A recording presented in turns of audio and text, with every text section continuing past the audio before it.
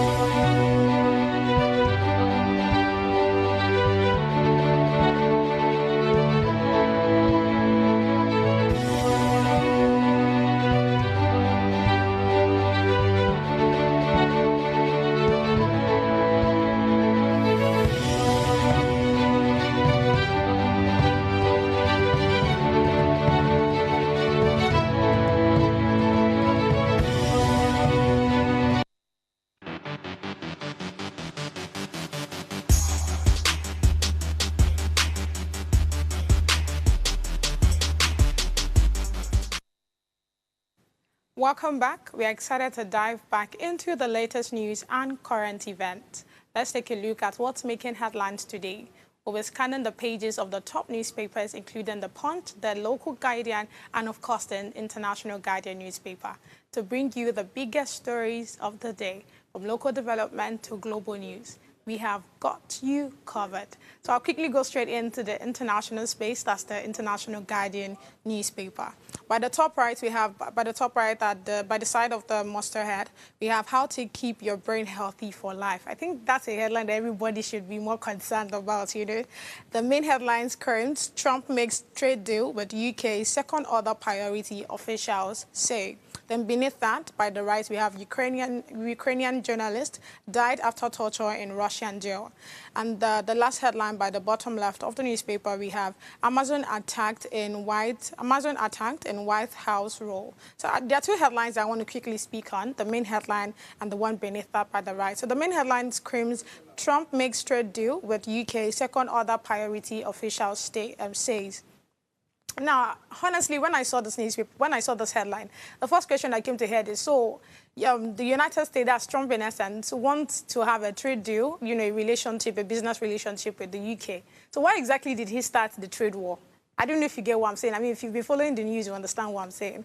Now you're coming back, you're coming to tell them now that, oh, you want to have a trade deal with them, and it is actually very important. Emphasis on the second order priority. I mean, when you hear people say second order priority, what comes to head is, I mean, when they have like a list, you're the second, important thing that they want to, build or what they want to look for, right? So when I saw this, this headline, like I said, in my head, I'm like, Trump, what's going on? What exactly is going on, Well, yeah, I just hope that, the UK actually sees this as an opportunity to also, for them to mend their strained relationship, But again, there was also a conversation about what would the European Union say. Do you understand? Because again, the UK is part of like the union, right? And because of the things that Trump has done over time, it has made the European Union as a whole look at the country in a certain light. So now that Trump is saying that he wants to have a trade deal with them, I just hope that it's for the best. Of course, it's for the best because I think the UK, they are open, but of course they're also looking at what will the European Union say. Then the other headline that I said I want to talk about is just to give more light on what's going on between the Ukrainian government and the Russia, right? Even with Trump's presence in the war, it's not even looking like there'll be a peace talk anytime soon. And it's just giving updates about when war happened, who suffers. When two elephants are fighting, the grass has to suffer for it. So on this story, you see that a particular journalist that was, tortured by the Russians, and at the end of the day, they killed her. So you see that it's not even a story, it's not a happy thing, when two countries are at war. I mean, at the end of the day, it's not even the people that, whether they want to agree for a peace talk or not, it's not even them that will suffer for it. It's the people that they are supposed to serve, So honestly speaking, I just hope that we would get to, we'll get to a point where we'll have a peace talk, and, these two people come to maybe checkmate or, in union or a truce, yeah. So let's quickly go straight into the local newspaper. Oluchi, what do you have for us? But you can give your, your 2 cents on the stories, the headline I've, talked about, yeah. Story. I saw one that mentioned the Ukrainian, is it journalist or I don't know who exactly now. Yes, a journalist, yes. Now, that's a very, very crazy one. Shows that press freedom has nothing when there is war at stake. And it's a very sad one. I think at this point, some people should just drop their rights somewhere and figure out how to be safe and not play the hero eventually. But that's the story. So let me take you through the Punch newspaper. Okay. The major headline reads, Hurricane Tinubu, PDP, NWC, and governors meet next week to avert defections. Party to sue Delta governors and 547 local government chairmen, assemblymen, and councillors as Atiku and Okowa clash. Above that, we see COAS vows tough offensive as Boko Haram kills 40 in Borno State. NNPCL shakeup, MDs of Port Harcourt, Warri, and Kaduna refineries have been sacked. And the other story reads, Obi doesn't need PDP or Atiku coalition to defeat Tinubu, says NLC.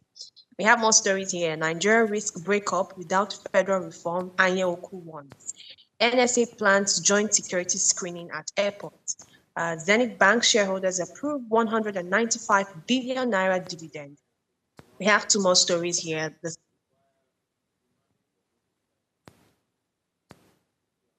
people of inheritance. And the last story reads, Kano's trial, DSS submits Radio Biafra devices in court. Very interesting story. And I'm just as expected, right? From Monday's conversation, the whole coalition talk still continues in the paper. And I think this very bold claim from NLC is just showing popped shoulders everywhere. Everybody needs to be careful. I mean, saying that Obi doesn't need PDP and Atiku's coalition to defeat Tinubu is being delusional at this point. Because it should be. That's just the honest truth, except they have some other scheme that, the public eye is not aware of. But looking at what's happening right now with PDP and even their internal crisis in Labour Party, what chance do you have against Tinubu in 2027? So at this point, it's not for anyone to come up making mouth and feeling like we've got things covered. It's to look out for strategic ways and moves if, importantly, this 2027 election is to them. So the whole Obi doesn't need PDP and Atiku coalition, I don't think that's true. He may not need them, but what other coalition is he looking at? Because LP doesn't stand a chance at this point. So what other coalition is he looking at? Is he looking at an APC coalition to now be an APC member? Or like I suggested on Monday, is he looking at these smaller groups, so that he can infiltrate more areas? But even if he does that, he still doesn't stand a 2027 chance, maybe a 2031 chance, because this is a long game. I think one thing with the APC party is they play the long game and they have all these things strategically drawn. So you can't catch them on the race. So at this point, Obi needs to do beyond talking. If I'm going to be very clear and blunt, he needs to do beyond talking, or the NLC needs to do beyond rubbing someone's shoulder and figure out how strategically they can come back in 2027. Because at this point, a lot of power is being wielded by the APC members and they are making waves, honestly. Yeah, so that's the only story I wanted to talk about. But this major headline that is saying that the PDP NWC governors meet next week to avert defection, it's almost giving like, oh, there's fire in our house, there's fire on the mountain, our house has scattered. Let's see how we can come together to save our asses. Pardon my French. Yeah. But at this point, well, it's okay, it's expected. But honestly, I like when people figure out or when people can project a problem ahead of time and think of ways to avert it, not when it has now happened. Everybody's running helter-skelter. So that's my 2 cents on the Punch newspaper this morning. Let's see what Kiki has for The Guardian. Okay, all right, quick. Kiki, are you with us?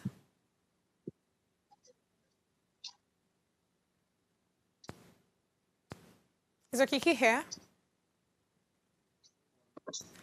Okay, so Oluchi, I wanted to just drop my own 2 cents on that coalition matter, right?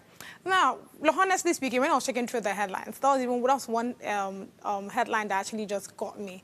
The reason is because it's not enough, whether Obi needs PDP or not. I don't think that's really the question, right?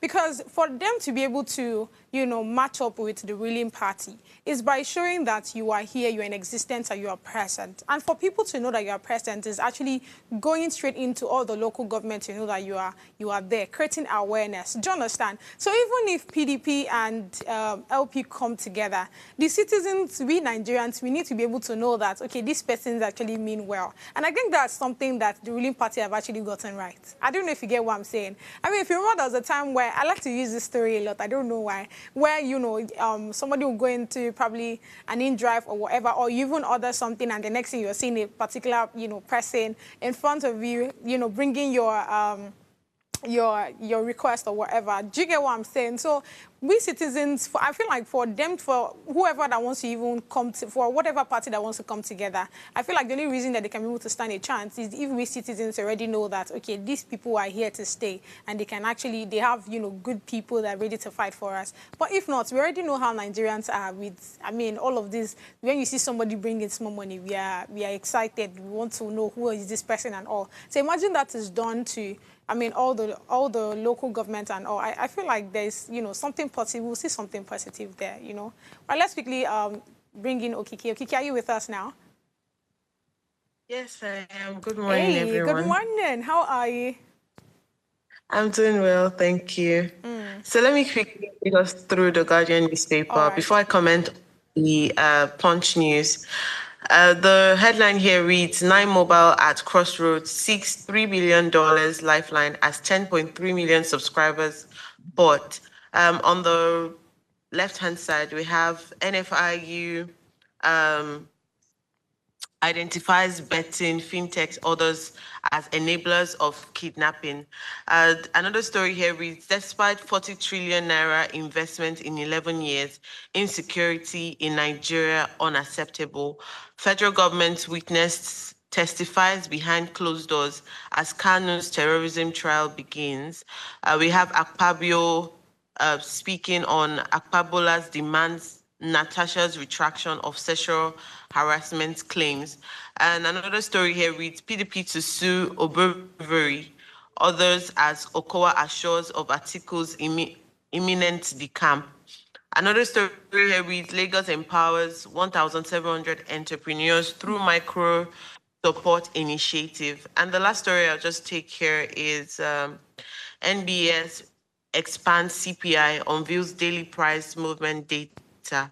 Just to quickly talk about, I think a few stories here caught my attention, but starting off with